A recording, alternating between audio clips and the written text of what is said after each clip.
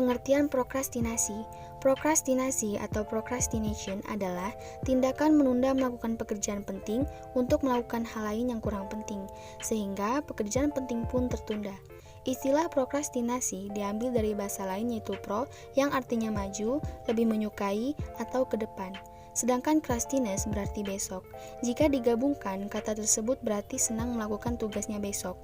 Prokrastinasi atau procrastination menurut para ahli salah satunya yaitu American College Dictionary dalam Burka dan Nguyen pada tahun 1983, prokrastinasi sebagai menangguhkan suatu tindakan untuk melaksanakan suatu tugas yang akan dilaksanakan pada waktu atau hari lainnya.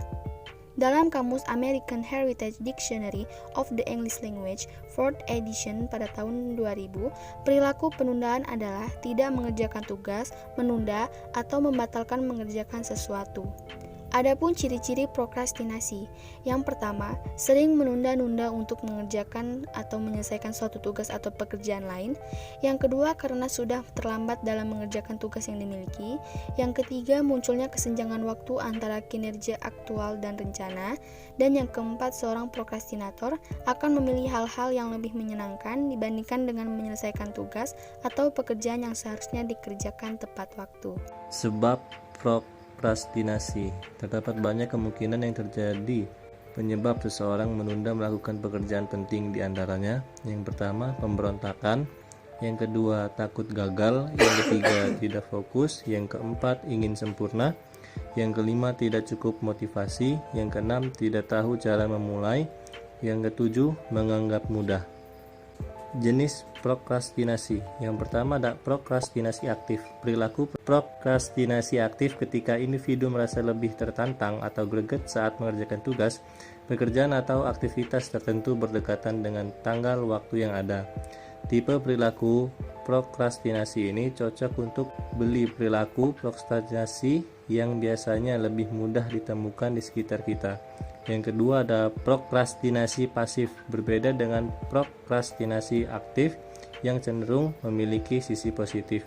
Perilaku ini pasif berkebalikan 180 derajat pada prokrastinasi pasif. Penundaan muncul karena individu yang bersangkutan mengalami kesulitan dalam mengambil keputusan maupun kesulitan dalam melaksanakan pekerjaan dan tugasnya. Contoh prokrastinasi.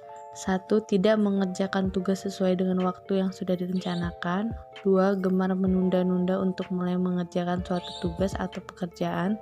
3. Gemar melakukan kegiatan yang tidak bermanfaat untuk diri sendiri. 4. Adanya kesenjangan waktu antara rencana yang sudah dibuat dan kinerja yang aktual.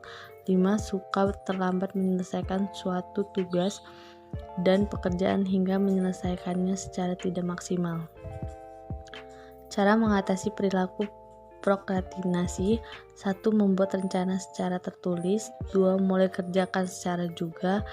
3. Tingkatkan motivasi. 4. Ciptakan kebiasaan disiplin. 5. Tingkatkan rasa percaya diri. 6. Jangan meremehkan tugas atau pekerjaan. 7. Pikirkan hal-hal yang tak terduga atau risiko. 8. Pikirkan manfaat mengerjakan tugas tepat waktu. 9. Berpikir secara strategis. 10. Kerjakan sedikit-sedikit tapi sering. Teknik yang tepat dalam layanan BK untuk mengatasi masalah prokrastinasi.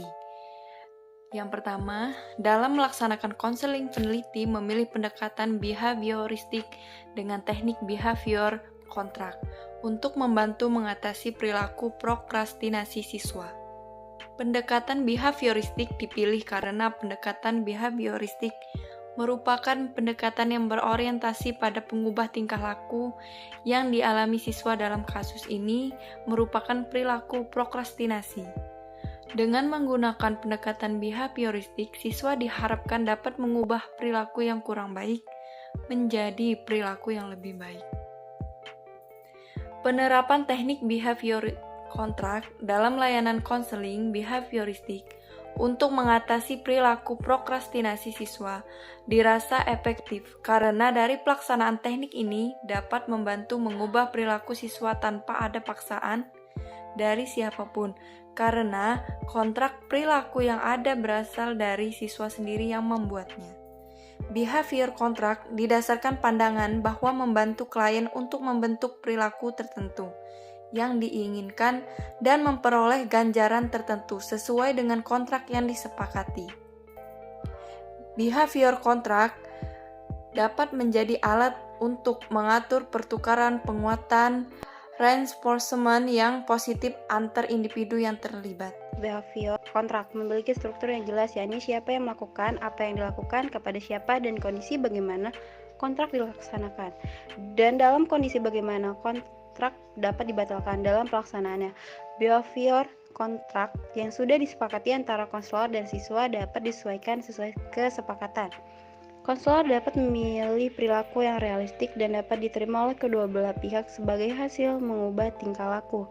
Setelah perilaku dimunculkan, ganjaran sesuai kesepakatan dapat diberi siswa. Ganjaran positif terhadap perilaku yang dibentuk lebih diutamakan daripada pemberian hukuman apabila kontrak perilaku yang disepakati tidak berhasil.